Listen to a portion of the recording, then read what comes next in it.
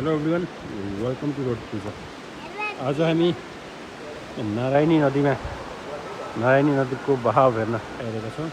ठुलो बाढी आएको छ नारायणी नदीमा। धेरै टाढासम्म नदी फैलिएको छ। यसरी मानिसहरू पर यहाँ देख्न सकिन्छ। यो पूर्व पश्चिम हाइवे, यो पूर्व पश्चिम हाइवे हो। बहाव एकदम बढी छ। नदीको तटीय क्षेत्रको मान्छेहरू एकदम सतर्क भएर रहनु होला। अलिकति सतर्क भएर बस्नु होला। नदी ठुलो छ, बहाव एकदमै बढी छ। यहाँदेखि आज लगभग ठुलो नदी देखिएको छ।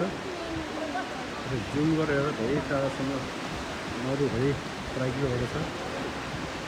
एकदमै धेरै पानी छ, बहाव बढिरहेको छ। यो पानी पर्दैछ, पहाडतिर पानी परिरहेको छ। देख्न सकिन्छ पानी पर्दै जाँदा यसको बहाव अझै बढ्ने सम्भावना छ। त्यसकारण सतर्क भएर रहनु होला। यो नारायणी नदी 7वटा नदी मिलेर बन्छ। यसलाई सप्तगण्डकी नदी भनिन्छ।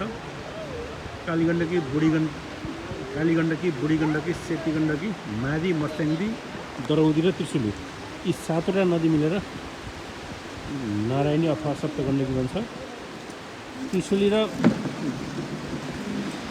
सप्तगण्डकी यी दुईवटा नदी देवघाटमा मिल्छ। देवघाटमा दुईवटा नदी मिलेर नारायणी बन्छ। र त्यसपछि नारायणी बग्दै गएर त्रिवेणी हुँदै इन्डियाको बङ्गालमा गएर समुद्रमा मिसिन्छ। इन्डियामा गङ्गा नदी बनेर यो समुद्रमा मिसिन्छ।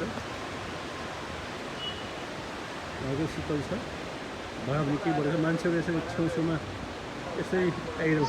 एकदमै खतरा छ। यस्तो खतरा काम नगर्नु होला। यसरी छेउछेउमा यसरी मान्छे सायद केही मुढा अथवा केही लोभमा छेउमा छन्।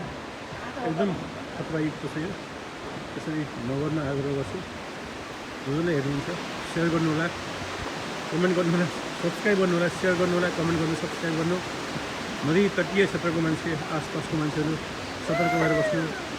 बस, thank you, that's all for today. Thank you.